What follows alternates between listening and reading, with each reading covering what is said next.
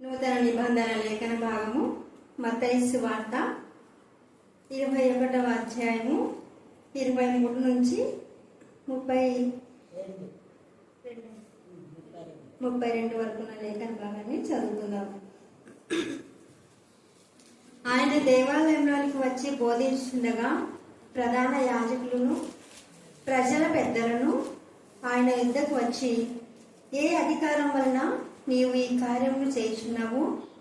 ఈ అధికారం ఎవడు నీకు ఇచ్చినని అడగగా, యేసు, నేనును మిమ్మల్ని ఒక మాట అడుగుదును, అది మీరు నాతో చెప్పిన ఎడల నేను ఏ అధికారం వలన ఈ కార్యమును చేయుచున్నానో అది మీతో చెప్పుదును. యోహాను ఇచ్చిన బాప్తిస్మము ఎక్కడి నుండి కలిగినది? పరలోకం నుండి కలిగినదా, మనుషుల నుండి కలిగినదా అని వారిని అడిగాను. వారు, మనం పరలోకం నుండి అని చెప్పితిమా? ఆయన అలాగైతే మీరెందుకు అది నమ్మలేదని మనల్ని అడుగును. మనుషుల వలనని చెప్పితిమా? జనులకు భయపడుచున్నాము. అందరూ యోహాను ప్రవక్తని ఎంచుచున్నారని తమలో తాము ఆలోచించుకొని, మాకు తెలియదని యేసునకు ఉత్తరమిచ్చిరి. అందుకు ఆయన, ఏ అధికారం వలన ఈ కార్యమును నేను చేయుచున్నానో అదియో మీతో చెప్పను. మీకేమి తోచుచున్నది? ఒక మనిషినికి 2 కుమారులుండిరి. అతడు మొదటి వాని వద్దకు వచ్చి, కుమారుడా, నేడు పోయి ద్రాక్ష తోటలో పని చేయమని చెప్పగా వాడు పోను అని ఉత్తరం ఇచ్చాను. కానీ పిమ్మట మనస్సు మార్చుకొని పోయాను. అతడు 2వ వాని వద్దకు వచ్చి ఆ ప్రకారమే చెప్పగా వాడు, అయ్యా, పోదునను కానీ పోలేదు. ఈ ఇద్దరిలో ఎవడు తండ్రి ఇష్ట ప్రకారం చేసిన వాడని వారిని అడిగాను. అందుకు వారు, మొదటి వాడే అనిరి. యేసు, సుంకరులను వేశ్యలను మీకంటే ముందుగా దేవుని రాజ్యంలో ప్రవేశించుదురని మీతో నిశ్చయంగా చెప్పుచున్నాను. యోహాను నీతి మార్గమున మీ యొద్దకు వచ్చును, మీరు అతనిని నమ్మలేదు. అయితే సుంకరులను వేశ్యలను అతనిని నమ్మిరి. మీరు అది చూచి అతనిని నమ్మునట్లు పశ్చాత్తాపడకపోతుంది. దేవుడి యొక్క పరిశుద్ధ లేఖనములను మన ఇంట్లో దీవించి కుమార్ని వివాహం గురించి ప్రార్థించాము.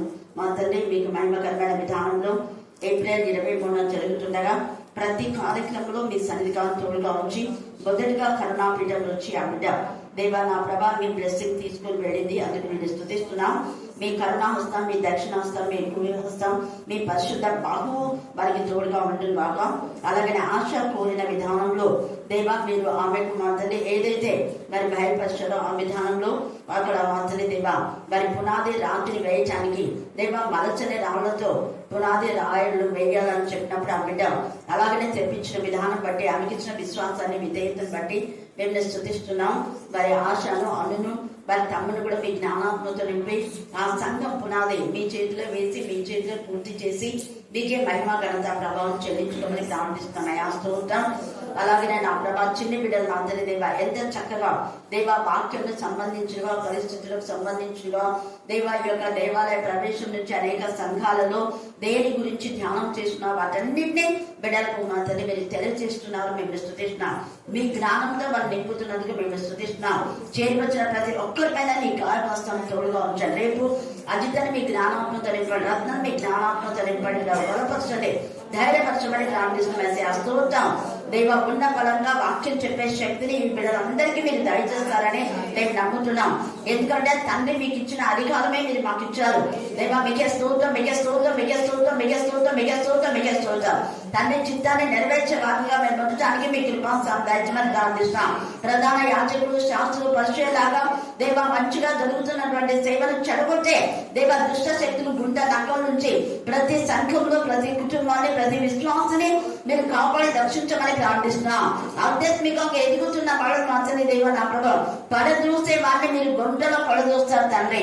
వారు చేతి వారు నెత్తి అంటే ఇప్పుడు ధ్యానం చేసుకునే ఈ ధ్యానంలో ఏసే ప్రశ్నిస్తూ ఉన్నాడు, మీ భక్తులు ఎంత కాలం ఉన్నా మారవా?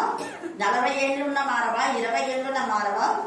ఎక్కడ వేసే గుంగళి అలాగే ఉంటారు. ఆ బ్రతుకులో మార్పు అనేది రాదా అన్నాడు. ఏ మార్పు అంటే ఇక్కడ ప్రధాన యాజకులు తర్వాత శాస్త్రులు, పరిసయ్యులు, సద్దుకయ్యులు, చాలా మంది మత పెద్దలు చెప్పాలనుకుంటే ఎప్పుడు యేసయ్యను బాధ పెట్టారు.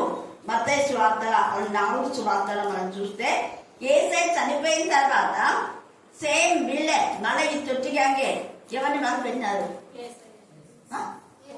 యేసయ్యను బాధ పెట్టారు. యేసయ్య చనిపోయి పునరుద్ధరణ అయిన తర్వాత మళ్ళీ ఎవరిని బాధ పెట్టినారు? పేతురు, యోహాను, ఇంకా అపోస్తలు. అపోస్తలు అంటే ఈయనప్పుడు ఒక వీళ్ళని స్టీఫెన్ చంపినాడు కదా స్టెఫెన్. కాబట్టి అపోస్తలు అంటే యేసు ప్రభు యొక్క శిష్యులు. యేసు ప్రభుని చంపి యేసు ప్రభుని శిష్యులు కూడా చంపాలి అన్నది వాళ్ళ టార్గెట్. కారణం ఏంటంటే వాళ్ళ బతుకులో ఒక్క ఆత్మను కూడా ప్రభు కోసం సంపాదించేటటువంటి నేచర్ లేదు. నామకం వస్తే యాజకులైనారు. నిజంగా దేవుని కోసం సమర్పించుకున్న యాజకులైతే వారితో కలిసి పరిచయం చేసినారు. నిజంగా దేవుని కోసమే సమర్పించుకున్నటువంటి శిష్యులు వారితో కలిసి పరిచయం చేస్తున్నారు. నిజంగా దేవుని వాళ్ళ హృదయాన్ని తెరిచి నిజమైన పశ్చాత్తాపం ఉండి నిజమైన మార్పు పొందినటువంటి వాళ్ళంతా కూడా కలిసి పరిచయం చేస్తున్నారు. కానీ ప్రత్యేకంగా వేరువేరుగా కాదు. ఎందుకు కలిసి పరిచయం చేస్తున్నారంటే వాళ్ళను ఎంత ఇదిగా సపోర్ట్ చేశారు. అక్కుల, ప్రిస్కిల్లా. తర్వాత మనం 18వ అధ్యాయంలో చూస్తే ఇంకొక వ్యక్తి పరిచయం చేస్తూ ఉంటే ఆయన యోహాను బాప్టిజం గురించి మాత్రమే ఇంకో కొంత యేసు గురించి చెప్తున్నారు. కానీ అంతగా వాక్యం చెప్పే ఆ వ్యక్తిని 18వ అధ్యాయంలో అక్కుల, ప్రిస్కిల్లా విన్నారు. విని ఏమన్నారు? ఇది చాలాసార్లు ధ్యానం చేస్తున్నా కాబట్టి విని ఏమన్నారు చూడకుండా చూసి చెప్తారా? విని ఏమన్నారు? త్వరగా చూడు. ఎందుకు చీర అయిపోయింది మాట చెప్పాలి త్వరగా. చీరనే ఎందుకు చెప్పింది ఆన్సర్. ఏమి సింపుల్ క్వశ్చన్ కదా నేను వేసింది. తన మధ్య రెగ్యులర్ గా వస్తుంది చెప్పి కదా. ఇంతకుముందు ఎవరు క్వశ్చన్ నేను వేస్తేనే జవాబు చెప్పేవాడు. ఎవరు? సౌదామిని, సౌదక. మరి ఎందుకు సౌదక బాగానే ఉంది. రోజులని కూడా రెగ్యులర్ వస్తుంది చెప్తాది. కానీ ఎందుకు నేను చెప్తున్నాను ఈ మాట అంటే ఎప్పుడైతే దైవికమైన విధానంలో మనం ఉంటామో దైవికంగా ఎవరు నిజంగా పరిచయం చేస్తున్నారని కనుగొని వాళ్ళతో కలిసి పరిచయం చేస్తారు. మధ్యాహ్నం వేళ రోజు మరి ప్రార్థన చేస్తూ ఒక మాట చెప్పింది. నాకు చాలా దేవుని స్తుతించాను నేను. అదేదో వాక్యం పెట్టినానా అనిందంట దేవుడికి. అంటే వాక్యం ఎప్పుడైనా పెట్టుకొని వింటాంలే, అవి ఎప్పుడైనా ఉంటాయి, యూట్యూబ్లో ఉంటాయి. సహవాసంలో దేవుడు వినిపించే వాక్యం వినాలా పోదామని ఇద్దరు తల్లి కొడుకు వచ్చినారు నిన్న. హల్లెలూయా, హల్లెలూయా. మనకి పోయి లంచ్ బ్రేక్ వస్తాడు దేవుడికి. ఎందుకు నేను మాట్లాడితే ఇక్కడ యేసయ్య అడిగిన విషయం అంటే వీళ్ళు సరిగా వినరు. ధర్మశాస్త్రం చదివినారంటారు, యాజకులు అంటారు. కానీ వాళ్ళు పైన అంటే వాళ్ళకి ఇష్టం వచ్చినట్టుగా ఎక్కడో కూడా తీసుకునేది. ఆదివారం ఒక బోధ, సోమవారం ఒక బోధ, అక్కడక్కడ అన్ని తీసుకుంటుంటారు. కానీ నిజంగా అయితే యేసయ్య ధర్మశాస్త్రం ఆదికాండం నుంచి ప్రకటన వరకు ఎంత చక్కగా వాళ్ళకు బోధించారు శిష్యులకు. అందుకని శిష్యులు కూడా ఒక క్రమమైన విధానంలో లేఖన భావాలు చెప్తున్నందు వలననే ఒక చోట 3000 మంది మారారు, ఇంకొక చోట 5000 మంది మారారు. కేవలం పురుషులే. ఇలాగా సంఖ్య రోజుకు రోజుకు ఏమైపోతుంది అది. అంటే నామకు వస్తే సంఖ్య కాదు అది. చాలా మంది కూడా మీటింగ్లు అంటే 2000 మంది, 3000 మంది, 5000 మంది వస్తారు. ఆ వచ్చిన 5000 మంది పరలోక రాజ్యానికి పోతారంటే పోరు. వీరు వాక్యం చెప్పిన మారిన వాళ్ళు ఎలా ఉన్నారంటే నిజమైన పశ్చాత్తాపం. అందుకే ఇక్కడ ఇప్పుడు చదివిన లేఖన భాగంలో నిజమైన పశ్చాత్తాపం గురించి యేసయ్య మాట్లాడుతున్నాడు. చూడండి 32వ వచనం చదవండి. యోహాను నీతి మార్గమున, యోహాను అంటే బాప్టిజం ఇచ్చే యోహాను యేసు ప్రభు కంటే ముందు వచ్చాడు. యోహాను నీతి మార్గమున మీ ఎద్దకు వచ్చాడు. వేరే వాళ్ళ దగ్గరికి పోలేదు, మీ దగ్గరికి పంపించినాడు దేవుడు. ఎక్కడెక్కడన్నా పోలేదు, మీ ఎద్దకు వచ్చినాడు. మీరు అతనిని నమ్మలేదు. మీరు అతను ఏం చేయాలా? నమ్మాలా. మీరు ఎందుకు నమ్మలేదు అంటే మీ బ్రతుకులో సరైనటువంటి విధానంలో దేవునికి ఇష్టమైన లక్షణాలు లేవు కాబట్టి. నిజంగా దేవునికి ఇష్టమైన లక్షణాలు ఉండే వాళ్ళంతా నమ్మారు. ఎందుకంటే యోహాను బ్యాప్టిజం తీస్తుంటే అరణ్యంలో ఒకని కేక విన్న అనేక మంది అరణ్యంలో దొంగలు ఉంటారు, హంతకులు ఉంటారు, వ్యభిచారులు ఉంటారు, స్మగ్లర్స్ ఉంటారు, చండాలమైన పనులు చేసే వాళ్ళంతా సీక్రెట్ ప్లేస్ లో ఉంటారు. ఆ సీక్రెట్ ప్లేస్ అరణ్యం కావచ్చు, అడవి కావచ్చు, సముద్ర తీరం కావచ్చు, నది తీరం కావచ్చు, what ever it may be. అయితే అక్కడ కావాలనే యోహాను అక్కడికి వెళ్ళాడు. ప్రవచనం లేక నెరవేర్పు కోసమే అతను ఆ ప్రజలకు అతీతంగా ఉండి ఏమాత్రం కూడా తన తిండి గురించి పట్టించుకోలేదు. వస్త్రాలు కూడా ఒంటె రోమం అంటే అవి ఎప్పటికీ పాలు కాకుండా ఉంటాయి. అందుకే ఒంటె రోమాలు ధరించి ఆయన అప్పండా తేనె మెడతలం తిన్నాడు. అవి ఏ మిడతలని చాలా మంది అడుగుతూ ఉంటారు. దేవుడు ఇచ్చిన బిడ్డలు అవి ఏమో మనకు తెలియదు. అలాగా ఆయన భోజనం గురించి నాకు ప్రత్యేకంగా తలకాయ కూర కావాలా, చికెన్ బిర్యానీ కావాలా, మటన్ మేము చికెన్ తినమా, మేము మటనే అయితే తింటాము. ఎవరు స్టేజ్ స్పీకర్స్ వాళ్ళు ఎవరు అంటే నిజంగా సో కాల్డ్ చెప్పాలనుకుంటే వాళ్ళంతా కూడా సెలబ్రేట్స్ అంటాం. అలా దైవజన్లో కూడా సెలబ్రేట్స్ ఉన్నారు. కానీ ఇక్కడ యోహాను ఏ సెలబ్రేట్ కాదు. కానీ ఆయన మాటకు లోబడి అనేకులు వచ్చి అని వాక్యంలో రాయబడింది. మనం చదివితే ఈ యొక్క 4 సువార్తల్లో యోహాను బ్యాప్టిజం ఇస్తున్నప్పుడు అనేకులు వచ్చి ఆయన చేత బ్యాప్టిజం తీసుకున్నారు. మరి అనేకులు వస్తే ఈ ప్రధాన యాజకులు కొల్లమంత అయిపోయింది. అందుకనే ఏ రోజును గద్దించాడు కాబట్టి ఏ రోజు కూడా ఏ రోజుతో వీళ్ళంతా కలిసి ఎప్పుడెప్పుడు యోహాను చేస్తాడా అనుకున్నారు. మీరు నమ్మలేదని మరి చెప్తున్నాడు. యోహాను నీతి మార్గంలో మీ యొద్దకు వచ్చాను. నీతి మార్గం అంటే అబ్రహాము దేవుని నమ్మాను, అదే తనకి నీతిగా అంటే న్యాయమైన మార్గం. అందుకనే మత్తయి సువార్త 23 కీవర్డ్ అది. మీరు దశభాగం ఇస్తున్నారు, మేము బాగా వాక్యం చెప్తున్నాము, మేము ప్రాణం చేస్తున్నాము, మేము శుద్ధి చేస్తున్నాము, మా పెద్ద సంఘము, మా యొక్క బంధువులు చాలా మంది, మేము డాక్టరేట్ చేస్తున్నాం, మేము బిషప్లము, మేము ఆర్క్ బిషప్లము, ఇంకా ఏమేమో ఉంటాయి. ఒక పాంప్లెట్ వచ్చిందంటే ఆ పాంప్లెట్ నిండా వాళ్ళ ఫోటోస్ ఉంటాయి, వాళ్ళ డిగ్రీలో ఉంటాయి, వాక్యం చిన్నగా పైన ఉంటుంది. షేమ్. నిజంగా ఈ పాప అడిగింది నన్ను, ఎవరంటే అదే ఆశ ఆంటీ మీది ఒక ఫోటో పంపించండి అంటే, ఎందుకు మా ఫోటో అన్నా? లేదండి అది ప్రింటింగ్ చేపిస్తాము, స్టోన్ పైన మీ పేరు వేస్తాము, ఫోటో ఉండాలంటే ఫోటో వేసామనైతే నేను రాము చూడాను. అక్కడ ఎవరు వేస్తారని పేరు, ఎందుకంటే వాక్యంలో అంతా పేర్లు ఉన్నాయి కాబట్టి, ఫలానా వాళ్ళు ఇది చేస్తున్నారని వాక్యంలో పేర్లు ఉన్నాయి. జీవ గ్రంథం ముందు కూడా నా పేరు ఉండాలి, ఇది ఈడ కాదు. నువ్వు ఏదో రాస్తామన్నావు కాబట్టి పేరు ఒక్కటే, అందుకే పేరు ఒక్కటే ఉండాలి. మీరు కావాలంటే దాన్ని చూడండి, 3 ఫోటోలు ఉన్నాయి, నా ఫోటో లేదు. ఎందుకు నేను చెప్తున్నాను? అక్కడ వేసేది ఎవరు? తండ్రి అయిన దేవుడు. తండ్రి అయిన దేవుని నామములు మనం గొడవపరచాలి. యోహాను తండ్రి అయిన దేవుని నామములు గొడవపరిచినాడు. అందుకనే అనేకులు అక్కడ మారు మనసు పొందుకున్నారు. యోహాను ఎలాంటి మార్పు కలిగేలా చేశాడంటే, తల్లిదండ్రుల హృదయం పిల్లల వైపు, పిల్లల హృదయము తల్లిదండ్రుల. తండ్రి అంటే పరలోకపు తండ్రి, ఆయన నిత్యులకు తండ్రి. నిత్యులకు తండ్రి వైపు ఆయన పిల్లలను తిప్పగలిగినాడు. తిప్పడానికి మోక్షక్తి దేవుడు ఇచ్చినాడు. దేవుడి చేత పంపబడిన వాళ్ళు ఇలాంటి పనులు చేస్తారు. మరి ఈ యాజకులు అనే వాళ్ళు నిజంగా దేవుడి చేత పంపబడి ఉంటే దేవుడు పంపినటువంటి యోహాను కూడా మరి సపోర్ట్ చేసేవారే.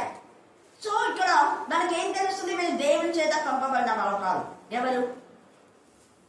త్వరగా చెప్పండి, సింపుల్ క్వశ్చన్. ఇంకా యాజకులు, ఈ ప్రధాన యాజకులు, శాస్త్రులు, పరిచయులు దేవుని చేత పంపబడిన వాళ్ళు కాదు, మనుషుల చేత ఏర్పరచబడిన వాళ్ళు. దేవుని చేత పంపబడిన యేసయ్య తన యొక్క మరి దేవుని చేత పంపబడిన యోహాను గురించి సాక్ష్యం ఇస్తున్నాడు. ఇంకొక ప్రధాన యాజకుల గురించి ఇస్తున్నాడు ఎక్కడ? లేదు. మీరంతా మనుషుల చేత మీకు మీరే చేస్తున్నారు. కానీ దేవుని చేత పంపబడిన యేసయ్య, దేవుని చేత పంపబడిన యోహాను సమర్థిస్తున్నాడు. అలాగనే దేవుని యొక్క ప్రేరేపణతో 12 మంది శిష్యులను పిలిచిన యేసయ్య అదే 12 మంది శిష్యులకు సేమ్ అధికారం ఇచ్చాడు. వేరే అధికారంలో రీసెంట్ గా అక్కడ కూడా చెప్పిండు, పిల్లలు కూడా చెప్పిండు.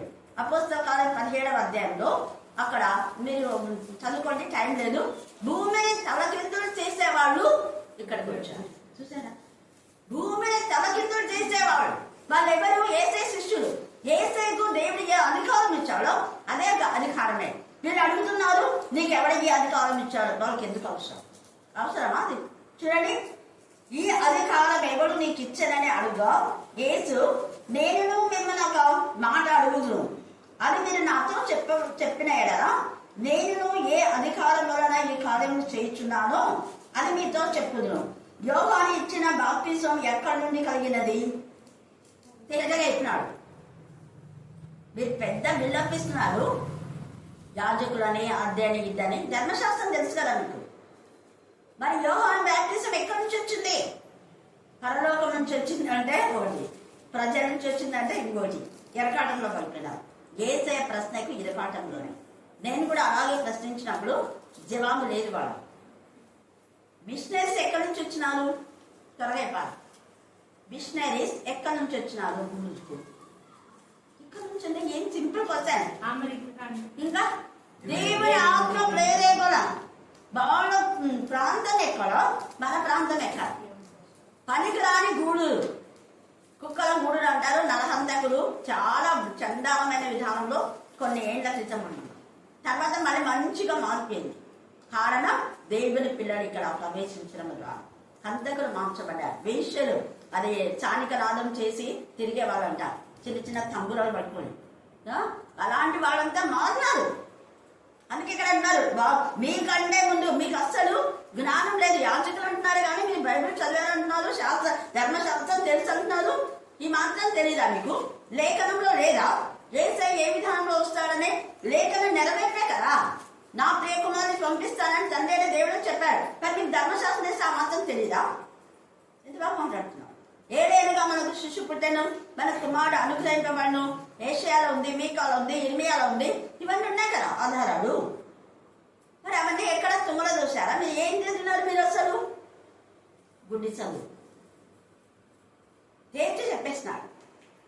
అందుకనే వాళ్ళు ఏం చెప్పలేకపోయినారు, మౌనులు అయిపోయినారు. కారణం వాళ్ళు మనుషుల చేత వచ్చారు. అదే దేవుడి చేత అయితే దేవుడు ఏమన్నాడు? మీరు ఎవరితో ఎక్కడ ఏం మాట్లాడినా నేను మీతో మాట్లాడు. మీరేం భయపడద్దండి. ఇక్కడ చదువు రాని వాళ్ళు ఎలా చెప్తున్నారంటే సేమ్ ఆ టాపిక్ చెప్పినందుకే. మీరేం మాట్లాడాలనో నిజంగా శుద్ధ హృదయం ఉంటే దేవుడు మీతో మాట్లాడతారు. మీరు కాదు మాట్లాడేది, మీరు కాదు. చదువు రాకపోయినా మరి రోజు మనీ, వీళ్ళంతా కూడా మనీ అసలు చర్చిలో 8 నెలల నుంచి అడిగినాం. కానీ దేవుడు ఇక్కడ ఎంత మందిని ఫస్ట్ మెసేజ్ ఇవ్వడానికి దేవుడు కృప దయచేస్తున్నారు చాలా మందికి. అన్నమ్మ, రహేల్, తర్వాత మహి రాలేదు కదా, మహి చిన్నపిల్ల. ఎందుకు నేను చెప్తున్నాను? దేవుడిచ్చే అధికారం మీరు అభినే ఉంటుంది. దేవుని చేత పంపబడకపోతే వాళ్ళంతా మంచిగా దేవుని పరిచయం చెడగొచ్చే వాళ్ళుగా ఉంటారు, బాగు చేసే వాళ్ళుగా ఉంటారు. యోహాను నీతి మార్గంలో బాగు చేయడానికి వస్తే ఆయన బాగు చేస్తుంటే, అనేక మంది మారుస్తూ ఉంటే, అనేక మంది బ్రతుకులు మారుతూ ఉంటే సంతోషించేది పోయి యోహాను తల తీసేశారు కదా. మరి వదినమ్మను పెళ్లి చేసుకోవడం సిగ్గుందా? అదే అడిగాడు. నీ అన్న భార్యని ఎలా చేసుకుంటావు నువ్వు? వారి వస్త లేని వాడివి. అదే మనం అంటే మైకులు తగ్గించండి, చిన్నగా చెప్పుకోమనండి. అన్నను చర్చిలో కాకపోతే, గూడులంతా కాకపోతే ప్రపంచం అంతా దాటిస్తాను నాకు చేతనైతే. హల్లెలూయా. అది జరుగుతుంది ప్రజెంట్ గా. తర్వాత అప్పుడు ప్రధాన యాజకులు దేవునికి యథార్థంగా, నిజాయితీగా, దేవునికి మహిమకరంగా, దేవుని చేత పంపబడి ఎవరైతే పరిచయం చేస్తున్నారో వాళ్ళంతకు ఎవరు శత్రువులు అంటే ఈ పాస్టర్లే. అందరు కాదు, కొందరు. ఇప్పుడంతా యూట్యూబ్ లో పాస్టర్ల గురించి వచ్చింది కదా మొత్తం. అప్పటి నుంచి అంటున్నాం కదా మనం. ఇప్పుడు ఇంకా అంతా మొత్తం షాకింగ్ న్యూస్. వీళ్ళంతా చెడగొట్టేటోళ్ళు. ఎందుకు చెడగొట్టే వాళ్ళుగా ఉన్నావో బాగు చేసే వాళ్ళుగా ఉన్నారు. ఇక్కడ అదే అడుగుతున్నాడు. మీరు అసలు ఎలా ఉన్నారు? నీతి మార్గంలో ఆయన వస్తే మీరు అతనిని నమ్మలేదు. అయితే ఎవరు నమ్మినారు? సుంకరులను, వేశ్యలను అతను నమ్మిని అనేక మంది అన్య జనులు వేసే వెంట ఉన్నారు. పౌలు కూడా అన్నాడు, యూదులు ఏమేమి మాట్లాడుతుంటే తన పాదంలో ధూళి దులిపేసి చొక్క, వాడు ఏమేమంటే చొక్కని ఇట్లా ఇదిలిచ్చేసి మీ పాపం మీకే ఉంటుంది, నేను అన్ని జనుల మధ్యకి పోతాను అన్నాడు. నేను మారి దేవుని వాక్యం చెప్తుంటే యేసయ్య నాతో స్వయంగా మాట్లాడినాడు కదా. యేసయ్య స్వరం నేను విన్నా. మరి మీరు యాచకులు ఉంటుంది, మీ భక్తులు ఎవరు వింటారు? వింటే సపోర్ట్ చేస్తారు. అప్పుడు ప్రిస్కిలాలు విన్నారు కాబట్టి సపోర్ట్ చేశారు. అననీయ దేవుని స్వరం విన్నాడు కాబట్టి సపోర్ట్ చేసి బలపరిచి ఓ నాయన అని పంపించాడు. పేరు మార్చి సౌలును పౌలుగా మార్చి. హల్లెలూయా హల్లెలూయా హల్లెలూయా. అందుకే వాళ్ళు అనేకులు నమ్మలేదంటే సమరస్య రాహబు అసలు పాత నిబంధనలోనే ఎవరు మారినారు? రాహబు మారింది. మగ్దలేని మరి కొత్త నిబంధనలో ఆమె కూడా భయంకరమైన వేశ్య, సమరయ స్త్రీ కదా. జక్కయ్య సుంకరు వాళ్ళతో పాపం జక్కయ్య ఇంటికి పోయి భోజనం చేస్తుంటే ఏం మీకు ఏసే ప్రభు సుంకరులతో పాపలతో కూర్చుంటున్నాడే, వీళ్ళు పెద్ద బుద్ధిమంతులు అయినారు. ఆ జక్కయ్య కంటే భయంకరమైన సుంకరులు వీళ్ళు. పైకి తెల్లని వస్త్రాలు వేసుకుంటారు క్యాసెకులు, లోపల హృదయం అంతా పాషాణం. హృదయం నిండి ఉంది, దాన్ని బట్టి నోరు మాట్లాడాలి. వాళ్ళంతా వాళ్ళు వాక్యం చెప్పకూడదు, మేమే చెప్పాలి అనేది ఎవరు అంటే లోక సంబంధులు, దేవుని చేత పంపబడిన వాళ్ళు కాదు. దేవుని చేత పంపబడిన యేసయ్య నాకే అధికారం ఇచ్చాడు, మీకు అదే అధికారం ఇచ్చాడు. అదే కాదు ఇంకా ఎక్కువ చేస్తారు. మీరు సారబద్ధ విధురాలి కుమారుని మరి బ్రతికించాడు కాబట్టి పేతురు అపోస్తుల కార్యంలో తబితను బ్రతికించాడు. హల్లెలూయా హల్లెలూయా హల్లెలూయా. యేసయ్య దారిలో వెళ్తూ ఉంటే చెంగు వస్త్రం చెంగును తాకి ఆమె స్వస్థత నొందినట్టుగా ఇప్పుడు 5వ అధ్యాయము శీలన ఎవరు చెప్పింది? అది అపోస్తుల కార్యం 5వ అధ్యాయం 15వ వచనం చదవండి. ఎవరు చెప్పింది? వెరీ గుడ్, చదవండి. అందుచేత పేతురు వచ్చుచుండగా జనులు చూడకుండా ఎత్తుని చూడండి, రోగులను వీధిలోనికి తెచ్చిరి, వారి మీద అతని నీడ పడవలనే వాళ్ళ ఉద్దేశం, వాళ్ళ విశ్వాసం. అది యేసయ్య చెంగు తాకితే నాకు బాగవుతుంది అని రక్తస్రావం గల స్త్రీ యొక్క విశ్వాసం. ఆమె విశ్వాసం బట్టి నమ్మింది, ఆమెకు స్వస్థత. అందుకే వీళ్ళు నమ్మారు, మీరు నమ్మరా? మీకు నమ్మకమే లేదు. నిజంగా వీళ్ళు కూడా చెప్తే అనేక ఆత్మలు ఇక్కడ రక్షణ పొందుతాయన్న లేదు. ఎంతమంది ఆత్మ రక్షణ పొందడం ఇష్టం లేదు వాళ్ళు, అంటే అందరు నరకానికి కూడా ఇష్టం. వాళ్ళు మార్చరు, ఒకరిని మార్చే వాళ్ళను మార్చకుండా అడ్డుకునే అడ్డు రాళ్ళు, గుంత తాగే గుంత నక్కలు. ఇస్కరియోతు యూదా తాను ఈ శిష్యులలో ఒకడుగా ఎంచబడలేదు, పునరుద్ధాన శక్తిని పొందుకోలేదు. అందుకే మనకి పాలు లేదు అన్నాడు, పాలు లేకుండా పోయేది. యేసయ్యను చంపాలనుకున్నాడు 30 వెండి నాణేలకు. మరి యేసయ్యను చంపాలనుకున్న ఇస్కరియోతు యూదా ముందే చచ్చాడు. చచ్చిన వాడిని ఎక్కడ పాతి పెట్టాడు అంటే కుమ్మరి వాడి పొలం, పరదేశులు, దిక్కులేని శవం లాగా వాడు తవ్విన ఆ పొలంలోనే గుంత తీసి ఆ గుంతలోనే పండబెట్టాడు. హల్లెలూయా. వాడి తవ్విన గుంత వానికే పడేలా చేసింది, యేసయ్య కాదు. యేసయ్యకు రాతితో తుడిచినటువంటి సమాధి. ధనవంతుడు కొన్ని వేలు పెడితే తవ్విరా, చిన్న రాయి ఇంత ఉంటుంది, అదే 500 600 కదా. అదేంది రోలు, ఆ రోలు చిన్నది. అప్పుడెప్పుడైతే 100 రూపీస్ అని మా నాన్న తెచ్చాడు. ఇప్పుడు ఊరికే క్యాజువల్ గా నేను అడిగిన, ఉంది నా దగ్గర 600 700 చెప్పినారు, చిన్నది. పెద్దదైతే 1000. మరి అట్లాంటిది సమాధి ఒక మనిషిని పెట్టాలి అంటే రాయితో ఎన్ని వేలు పెట్టింటారు. ధనవంతుడు తగ్గించుకున్నాడు. ధనవంతుని దగ్గర ఆయనకు సమాధి ఏర్పాటు చేయబడింది. కారణం ఆయన రాజుల రాజు, ఆయన పేదవాడై పుట్టి ఉండొచ్చు. ఆయన సత్యంలో స్థలము లేకుండా పశుల పాపలో ఆయన జననం జరిగింది. కానీ ఆయన మరణం దేవునికి మహిమకరం. హల్లెలూయా హల్లెలూయా హల్లెలూయా. రాతి సమాధి కావాలనే, ఎందుకంటే భూమిలో పాతి పెడితే శిష్యులు తీసుకుపోయింటారని తప్పుడు. ఆ రాతి సమాధిలో వాళ్ళు సిలువ వేస్తే కూడా యేసయ్యను ఎవరో తీసుకుపోయిన తప్పుడు బోధనలు చేశారు ఈ యాజకుల భక్తులంతా అంతే.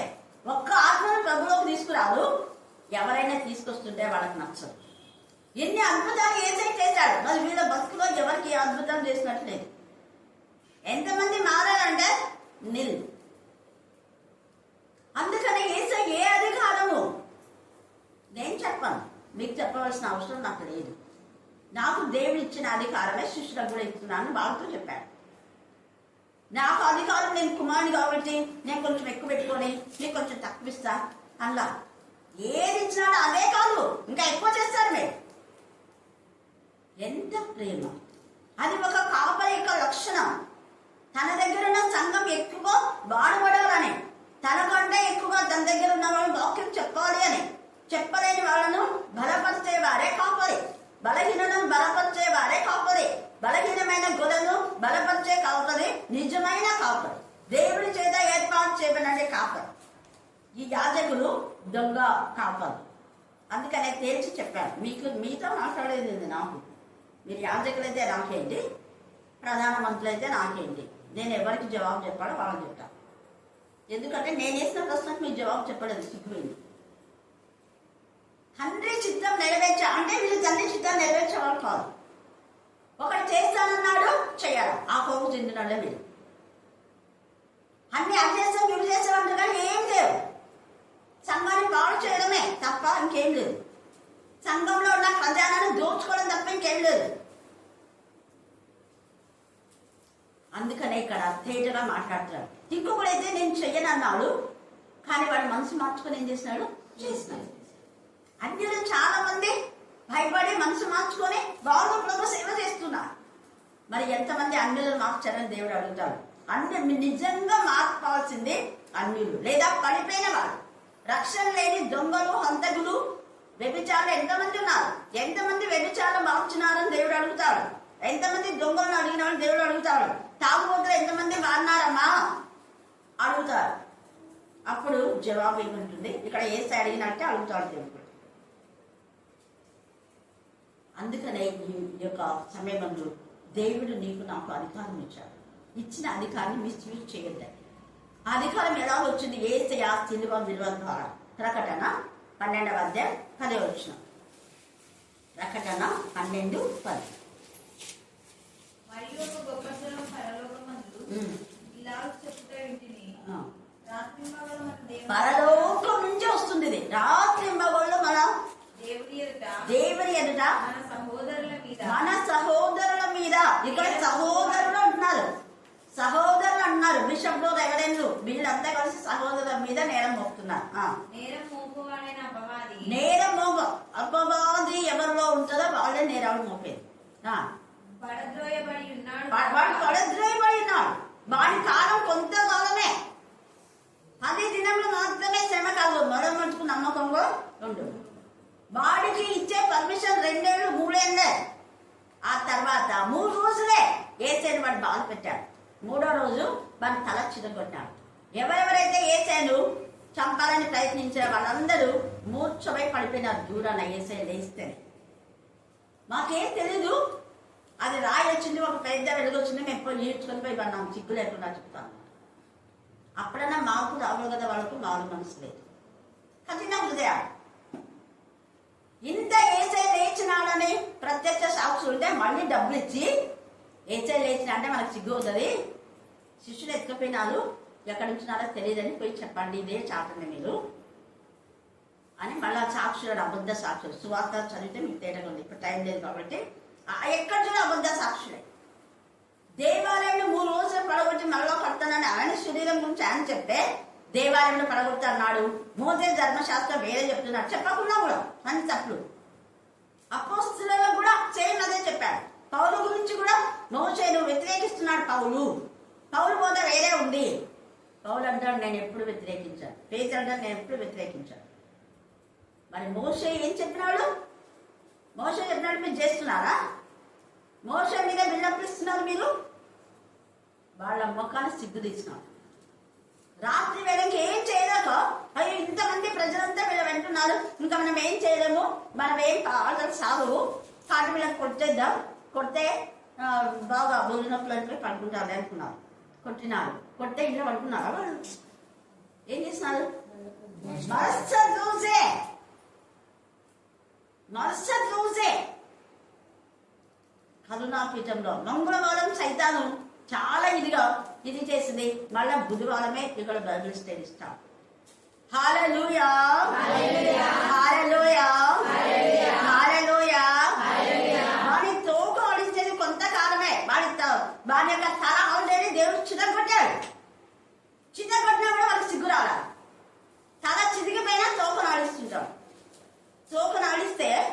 భయపడతారా ఎవరైనా? తల చిరిగిపోయింది అంటారు. మెయిన్ టార్గెట్ ఏంటి? తల చిరిగిపోవడం. తల చిరిగిపోయిన కదా అది ఎంతసేపు చోపాడిస్తే మనకేంటి? ఏం చేయాలి? ఈ యొక్క సమయం ఆడే తోక వైపు చూసి భ్రమపడద్దు, భయపడద్దు. ఏసేలాగా ధైర్యంగా మనం చెప్పాలి. ధైర్యంగా మనం వాళ్ళ ప్రశ్నలకు జవాబు చెప్పగలిగి ఉండాలి. తప్పుడు బోధలు చేసే వాళ్ళకందరికి కూడా. అందుకని ఇక్కడ ఎంత చక్కగా చెప్తున్నాడు యేసయ్య. తర్వాత 28వ వచనం చదవండి. మీకేమి తోచుచున్నది? ఒక మనుషునికి ఇద్దరు కుమారులు ఉండేది. ఒక మనుషుని ఇద్దరు కుమారులు. అతడు మొదటి వాని యొద్దకు వచ్చి, కుమారుడా, నేడు పోయి ద్రాక్ష తోటలో పని చేయమని చెప్పగా వాడు పోను అన్నా. పోదన్నాడు కానీ చేస్తానన్నాడు కానీ దేవుని ఇష్టమైన పని చేయడు. వాడి పనులు వేరే. అంటే వీడు ఎలాగా? చాప కింద నీళ్ళలాగా. చాప కింద నీళ్ళు ఉంటే కనపడుతుందా? కనపడదు. తడిగుడ్డలతో గొంతులకు వస్తే రకాలు వీళ్ళంతా. అంటే ఏం తెలియని అమ్మాయికులాగా ఉంచి లోపల పిల్లలు పెడుతుంటారు. వాళ్ళని పిలిచి వీళ్ళని పిలిచి గ్యాదరింగ్ చేసి వీళ్ళు వస్తే మా తప్పులన్నీ బయటపడతాయి. వద్దు వాళ్ళు వాక్యం చెప్పు, మేము పోయిందంతా కావాలంటే తీసుకొచ్చుకోండి, మేమన్నంతా వరకు. నేను కూడా అదే అంట. దొంగ వాళ్ళు బోధలు చేసే వాళ్ళు ఉన్నప్పుడు నేను కూడా రాను. దొంగ బోధలు చేసే వాళ్ళు పోయినాక వస్తాం. హల్లెలూయా, హల్లెలూయా, హల్లెలూయా. నిజమైన బోధ చేసే వాళ్ళైతే ఒకరు కూడా సహకరించుకుంటారు. పేతురు, యోహాను, పౌలు అందరూ కలిసి పరిచయం చేసినారా? చేసినారు. హల్లెలూయా, హల్లెలూయా. అందుకే ఇక్కడ ఒకడు వీడేమో ఏం మాట్లాడుకున్న మౌనంగా ఉండి లోపల గుంతలు దాటుడు. ఇంకొకడు ఏం చేస్తున్నాడు? పోను అన్నాడు కానీ మనసు మార్చుకొని పోయాడు. ఈ రాత్రి కావాల్సిన ఏమంది? ఏసే రాకడా హఠాత్తుగా ఎప్పుడైతే రావచ్చు. రహస్య రాకడం, ఏసే రాకడం పరిశుద్ధులకు మాత్రమే తెలుసు. చాలా మంది తప్పుడు బోధలు ఏమంటే ఏసే రాకడం అంతం కాదు. ఏసే వచ్చిన తర్వాత తన సంఘాన్ని తీసుకుపోయిన తర్వాత 1000 ఏళ్ల పరిపాలన అయిపోయిన తర్వాత అంతం వెంటనే రాదని ఏసైనా చెప్పారు. కానీ ఎత్తబడే గుంపులో నువ్వు ఉన్నామో లేదో ప్రశ్న వేసుకోవాలి. విడువబడితే భయంకరమైన శ్రమ. విడువబడే జీవితం ఉంటుంది, ఎత్తబడే జీవితంలో మనం ఉండాలి. దేవుడు అడుగుతాడు, ఎన్ని ఆత్మలు నువ్వు తీసుకొచ్చావా? ఎంతమందికి వాక్యం చెప్పినావని చెప్పాడు. నువ్వు ఎన్ని వేల మందికి వాక్యం చెప్పినా అడుగుతాడా? ఏమని అడుగుతాడు యేసయ్య? ఇదే ఈడ ఉన్నట్టుగా పెద్దగా వాడు పెద్ద కుమారుడు ఇద్దరు కుమారుల గురించి మనం చూస్తే పెద్దోడు తండ్రికి ఏమో విధేయత చూపించినట్టున్నాడు. చిన్నోడు వాళ్ళందరూ వాళ్ళ అల్లరా వాడు బయటికి పోయినాడు, అది ఇది ఏమేమో అన్నాడు. వాడు బయట ఉన్న తండ్రి ప్రేమను గుర్తించాడు. బయట ఉన్న దేవుడికి పశ్చాత్తాపన్నాడు. బయట ఉన్న వాడు దేవుడికి మహిమకరంగా జీవించాలని ఆ రిపెంట్ అయి వచ్చాడు. కానీ వీడు లోపల ఉన్నాడు కానీ వారి హృదయం అంతా ఫాస్ట్ అయ్యాడు. లోపల ఉండే బయటికి పోయినాడు. ఇంకా మళ్ళా రాగా వచ్చినట్టుందా పెద్ద కుమారుడు? లేదు. లోపల ఉండి వాళ్ళు కుళ్ళిపోయిన జీవితం. కుష్ఠరోగం లోపల అవుతుంది. క్యాన్సర్ లోపలనే వస్తుంది. ఎప్పుడూ అది బయటపడేది. అవునా కదా? రీసెంట్గా హఠాత్తుగా హార్ట్ అటాక్ వచ్చి చనిపోయింది. మీకు భాగ్యం కాస్త వచ్చే అంశాలు చెప్పిన ఎప్పుడు వస్తుందో తెలియదు. ఆ బస్సులో సెకండ్లో 20 మంది చనిపోయినారు. ఈరోజు ఇలా ఉన్నామంటే దేవుని కృప. ఎప్పుడు ఆయన రాకుండా ఎప్పుడు మనం మరణమో తెలియదు. కాబట్టి బి అలర్ట్. ఇదంతా వేసే అందుకే చెప్తున్నాను. మనం దేవుని నమ్మి నీతి మార్గంలో ఎవరైతే ఉన్నారో వాళ్ళతో సహకరించి దేవుని మహిమపడదాం. నీతి మార్గంలో వచ్చే వారి గురించి వేసే సాక్ష్యం ఇస్తున్నాం. తన శిష్యులు కూడా నాకంటే ఎక్కువ మీరు చేస్తానని చేయించినారు. ఆయన ఒట్టి మాట కాదు, చెప్పాడు, చేయించాడు. కాబట్టి మనం నోటి మాట కాదు, చేతలతో దేవుని గణపరిచి మహిమపడతాం. తండ్రికి ఇష్టమైన పనులు చేద్దాం. తండ్రికి ఇష్టమైన బిడ్డలుగా ఉందాం. దేవుడు ఈ లేఖన భాగం దీవించి ఆశీర్వదించుగాక. ఆమేన్, ఆమేన్. చివరి ప్రార్థన అరుణమ్మ మనం ప్రార్థన నడిపిస్తారు.